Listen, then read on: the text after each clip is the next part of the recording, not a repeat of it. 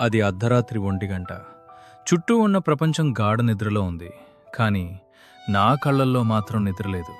నా గుండెలో ఏదో తెలియని ఆందోళన, ఏదో తెలియని భయం. చేతిలోని ఫోన్ వెలుగులో నా కళ్ళు రెప్పవాల్చకుండా స్క్రీన్ వైపు చూస్తున్నాయి. అప్పుడే నా ఫేస్బుక్ మెసెంజర్కి ఒక నోటిఫికేషన్ వచ్చింది. ఓపెన్ చేసి చూస్తే ఎవరో నాకు ముఖపరిచయం లేని వ్యక్తి తన జీవితంలో పడుతున్న ఆ నరకాన్ని, ఆవేదనను నాకిలా చెప్పుకున్నాడు. బ్రో, నా లవర్, నేను ప్రాణంగా ప్రేమించిన నా లవర్ ఆ బాయ్బెస్తో కలిసి ఒక రూమ్కెళ్ళింది. వాళ్ళిద్దరూ పక్కపక్కనే పడుకోవడం నేను స్వయంగా చూశాను.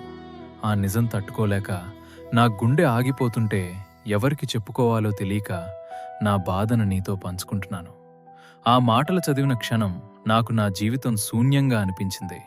ఎంతగా నమ్మి ప్రేమించిన తన లవర్ తనను ఇంత దారుణంగా మోసం చేస్తుందా అని అతను ఆ చీకటి గదిలో విలవిలలాడిపోతున్నాడు. అసలు ఏం జరిగింది? అబ్బాయి ఆలోచన ఎలా ఉంటుంది? ఈ సమాజంలో చాలామంది అబ్బాయిలు అమాయకమైన అమ్మాయిలతో చనువుగా ఉండి, మేం బెస్ట్ ఫ్రెండ్స్, మా మధ్య ఎలాంటి ఆలోచనలు లేవు అని చెప్పుకుంటూ తెర వెనుక దారుణమైన మోసాలు చేస్తున్నారు. ఆ అబ్బాయి ఆలోచనలు ఎలా ఉంటాయో తెలుసా? చనువును వాడుకోవటం. అమ్మాయి అమాయకత్వాన్ని నమ్మించి చనువు పెంచుకొని ఏదో ఒకరోజు ఆమెను వాడుకోవాలనే కుటిల బుద్ధితో ఉంటారు. బయటకు మంచి ఫ్రెండ్లా నటిస్తూ వెనుక నుండి మన జీవితాన్ని సర్వనాశనం చేస్తారు. అమ్మాయి స్నేహం అని నమ్మి మోసపోతుంటే ఇక్కడ నిజాయితీగా ప్రేమించిన ఆ అబ్బాయి మాత్రం క్షణక్షణం నరకం అనుభవిస్తూ బలిపశువయ్యాడు. ఆమెను నిలదీసినప్పుడు ఆమె ఇచ్చిన నిర్లక్ష్యపు సమాధానం, తన లవర్ ఇచ్చిన బాధను తట్టుకోలేక అతను ఆమెను నిలదీశాడు.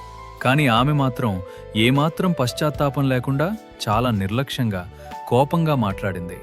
అది బాయ్ ఫ్రెండ్ కాదు, నా బాయ్ బెస్టెస్ట్ కూడా కాదు, నా బెస్ట్ ఫ్రెండ్. వాడితో మాట్లాడితే తప్పేంటి? రూమ్కెళ్తే ఏంటి?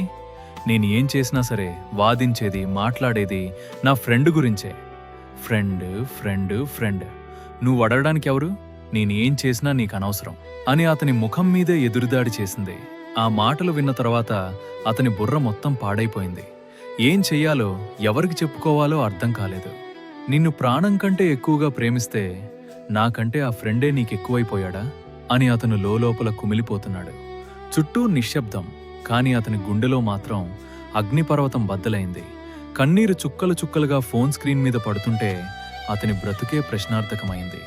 తన లవర్ కోసం సర్వస్వాన్ని త్యాగం చేసిన అతను ఈరోజు ఒంటరిగా నరకం అనుభవిస్తున్నాడు. శ్వాస తీసుకోవడం కూడా భారంగా మారింది. అమ్మాయిలకు మరియు అబ్బాయిలకు నా హెచ్చరిక, ఇక్కడ ఎవరిది తప్పు అని ప్రశ్నించుకుంటే ఇద్దరిది తప్పుంది.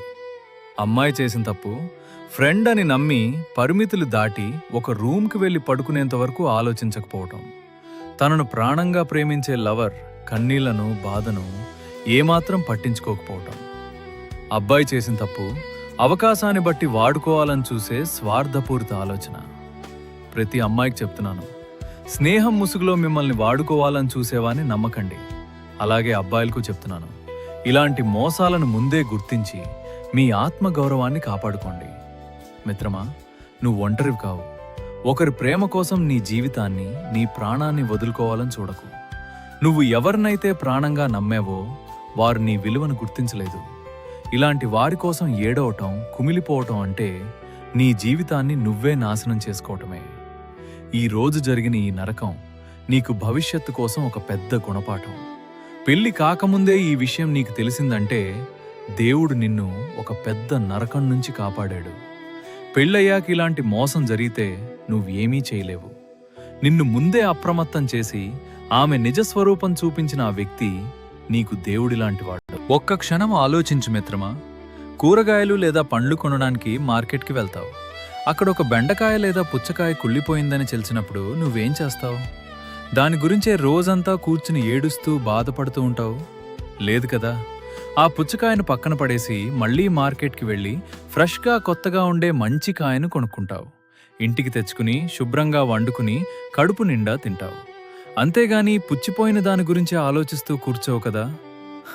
జీవితం కూడా అంతే. ఆమె ఒక పుచ్చిపోయిన కాయలాంటిది. దీనికోసం నీ ప్రాణాన్ని వదులుకోవడం కాదు, ఆమెను నీ జీవితంలో నుంచి పక్కకు పడేయి. మళ్లీ ఫ్రెష్గా, కొత్తగా నీకంటూ సరిపోయే ఒక మంచి జీవితాన్ని ప్రారంభించు. నిన్ను అర్థం చేసుకోకుండా అబద్ధపు స్నేహాల కోసం నీ గుండెను ముక్కలు చేసిన వారిని వదిలేయి. వారిని చూసి ఏడ్చే కన్నీటిని ఆపుకో మిత్రమా. నువ్వు ఎవరికైనా ఒకే ఒక ప్రాణంగా ఉండాలి తప్ప ఎవరికీ బలిపశువు కాకూడదు. ఈ బాధను అనుభవించిన ప్రతి అబ్బాయికి నా సెల్యూట్. ఈ స్టోరీపై మీ అభిప్రాయం ఏమిటి? కామెంట్ చేయండి.